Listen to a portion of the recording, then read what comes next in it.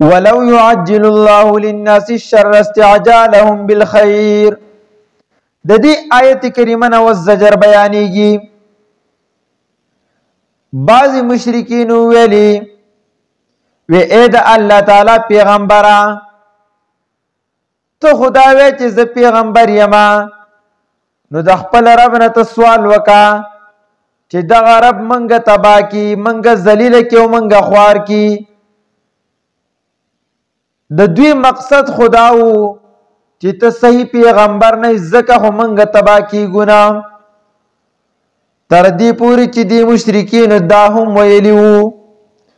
اللهم ان كان هذا هو الحق من عندك فامطر علينا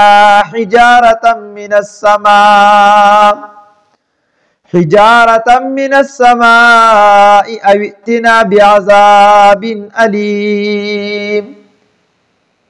وکدا پیغمبر حقی نو منګ باندې رکانو باران راوره د آسمان نا یا منګ باندې عذاب راولا، لیکن منګ چې نه تبا کیږو نو د دینه معلومیږي چې ته صحیح پیغمبر نه یې. نو الله جل جلاله جواب ورکړو چې نه داسې خبره نه ده، بلکې زما د حکمت تقاضا دا ده چې زه تاسو له لږ مهلت در کومه، او که زما د مهلت اراده نه وی نو بیا به تاسو لکه څرنګه چې تاسو د عذاب د مطالبه څنګه کوله، لکه څرنګه چې تاسو د خیر مطالبه کوئ، لکه تاسو دا سوالونه کوئ مثال یا الله تعالی مال پلان کې سیز را کې زره، یا الله مال زوی را کې زره. نو څرنګه چې تاسو د خیر مطالبه کوئ نو دغه رنګ تاسو چې د عذاب د مطالبه کوئ نو کزما د مهلت د اراده نه وي نو د وسه پور بس تاسو اډو پته نه وي ضرب می تبا کړي وي. لیکن پته ولګی دا چې الله تعالی اراده کوي د مهلت او تاسو له مهلت در کړي دي. نو دا زجر دي ولو يعجل الله للناس الشر، او کچرتا جلتی کوله الله تعالی للناس د پاره د مشرکین الشر د عذاب، استعجالهم بالخير. دا استعجال دا منصوب ده د څه د وجنه، دا منصوب بنزع الخافض ده په اصل کې دسو کاستعجالهم. نو استعجالهم بالخير پشانتی د جلتی د دوی بالخير خیر لرا. نو سرنګي چې تاسو دا خیر غواړئ او پدې کې جلتی کوي، جلتی پکې کوي، په دغه رنګي که تاسو دا عذاب غواړئ نو الله تعالی با دا عذاب ډیر وختي په تاسو باندې راوسته وي، لیکن الله تعالی مهلت درکې تاسو ته. او حضرت قتاده او ابن عباس رضی الله تعالی عنهما نے روایت ده چې پدې کې ولو يعجل الله للناس الشر، چې پدې کې د غصې په وخت کې خپل مال او اولاد ته دعا کول هم داخل دي. لکه یو حدیث پاک کې راځي نبی کریم صلی الله علیه وسلم فرمایي وی خپل اولاد او خپل مال ته بددعا مکوي، وی کې دې شي چې د وخت د قبولیت وخوي او تاسو دغه بددعا قبول شي. نو مطلب هر ټیم کې خپل مال او اولاد ته خیر مکوي د سینه چې دغه بددعا قبول شي د قبولیت وختي. او نبی علیہ الصلوۃ والسلام دا هم فرمایلی دي چې لا يتمنى احدكم الموت، چې تاسو د مرګ تمنا هم مکوي. چې یو سړی د تکلیفونو او د پریشانو نه تنگ راشي او په هر وخت کې دا تمنا کوي چې یا الله ما ملکا زه خو ډېر تنگ شوی یم، نو داسې الفاظ می استعمالوي. او که خامخا مجبوری وي او ډیر مجبوره شوی نو بیا په دې الفاظ سره دعا وکا چې اے زما پروردګارا که زما د پاره زندگی بهتر وي نو مال زندگی راکا او کستا په علم کې زما د پاره مرګ بهتر وي نو مال مرګ راکا. نو مطلب خپل رائے مې استعمالوي،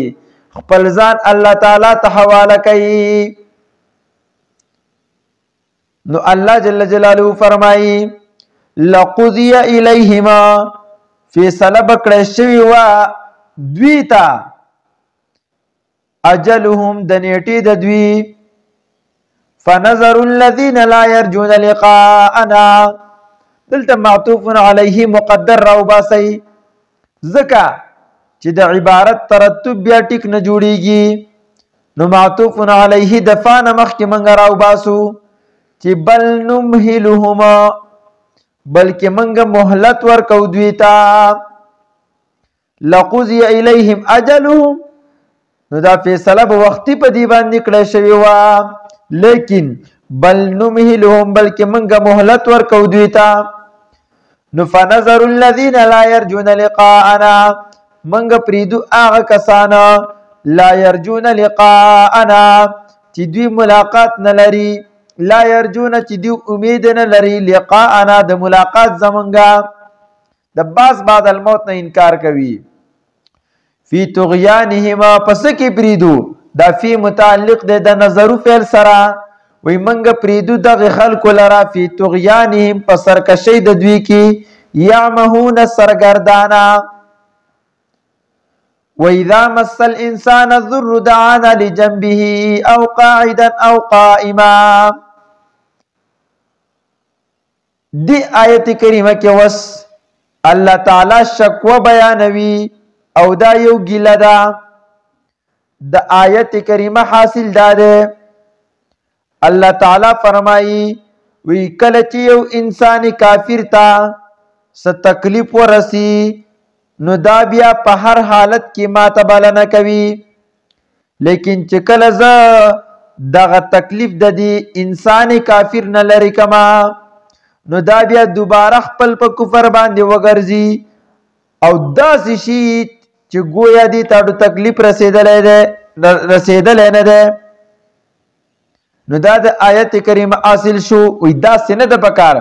الله تعالی پتا باندې نعمت ور وکړو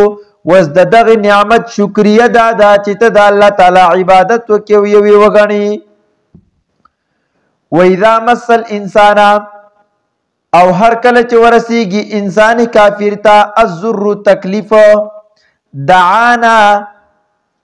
د بلن شروع کی مونږ لجنبه پډډ باندې او قاعدنا یا په ناست باندې او قائمنا یا په ولاړ باندې څه مطلب ای فی کل حالنا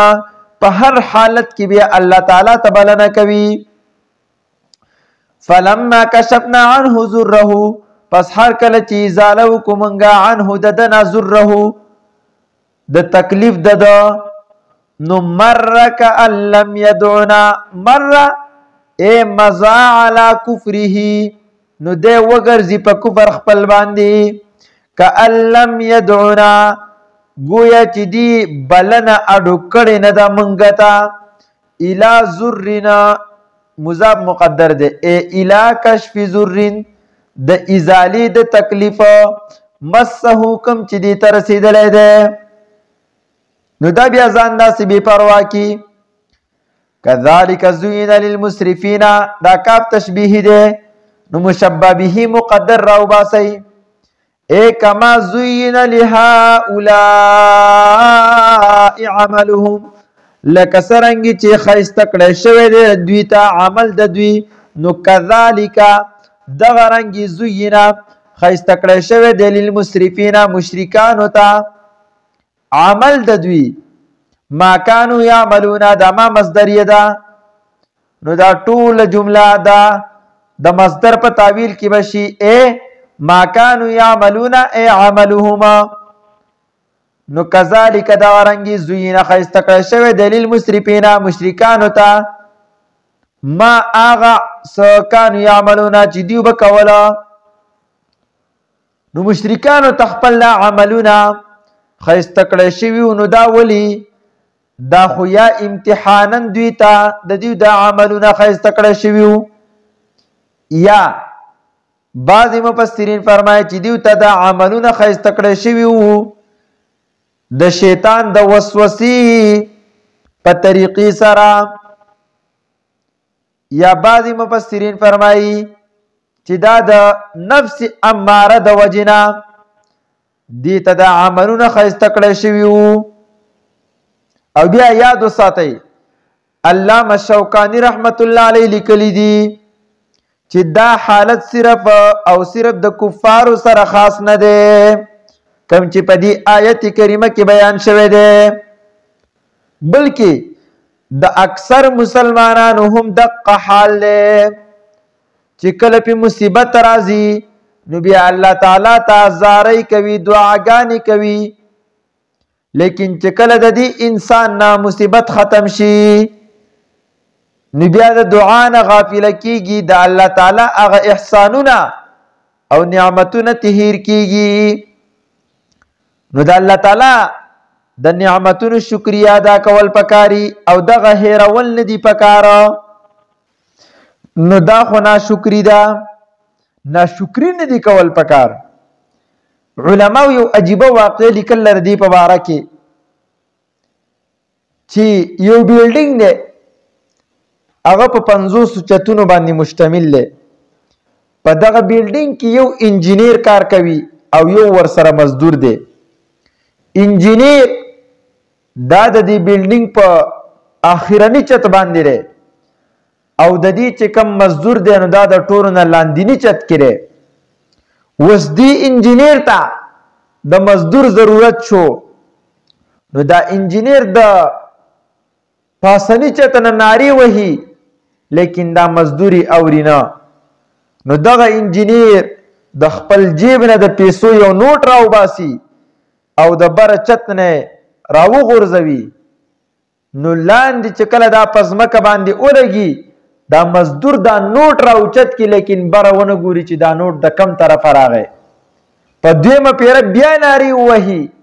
لیکن بیا आवाज نه کوي هغه دوباره هغه نوٹ د بل یو نوٹ د جیب نه راو باسي هغه بیا دا نوٹ راو چت کی لیکن برونه ګوري په دریمه پیر دغه شانتی بیا وکي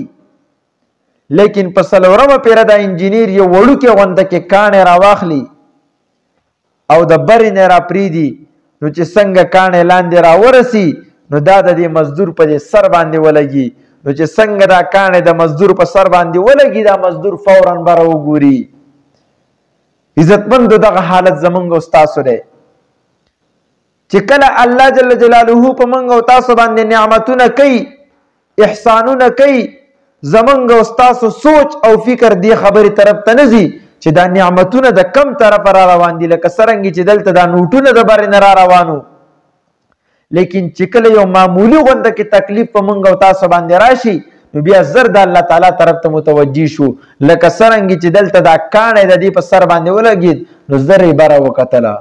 نو عزتمند د الله تعالی د نعمتونو شکریا ادا کول پکار دي ناشکر به بالکل نه جوړیږي ناشکری نه د پکار بهر حال دا خو شکو بیان شو ولقد اهلكنا القرون د دې زنه وس تخویف دنیاوی بیانېږي تخویف دنیاوی یعنی دنیاوی یرا چې اے خلقا ستاسو نشاته کم امتونه تیر شوی دي قوم عاد قوم ثمود دغه حالت وګورئ کنه اغه کفر او شرک او ظلم یې وکړو پیغمبرانو تراغلیو معجزات او تخودلیو لیکن بیا هم ایمان را نه وړه والله تعالی دغه هلاک کړل نو اے مشرکین مکه او کتا سو هم دغه چل کوي نو الله جل جلاله و پتا سبحان عذاب راولي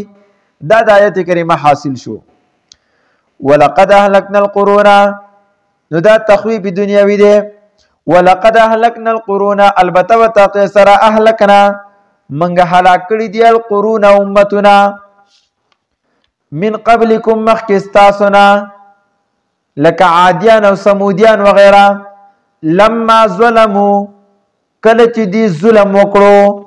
اے بالکفر والشرک د ظلم نه مراد ظلم اعظم دی چې کفر او شرک دی وجاءتهم رسلهم بالبينات او راغلیو دی تا رسلهم پیغمبران د دوی بالبينات په ښکار او احکام باندې وما كانوا ليؤمنوا او نو دوی ليؤمنوا چې ایمان راوړي زکا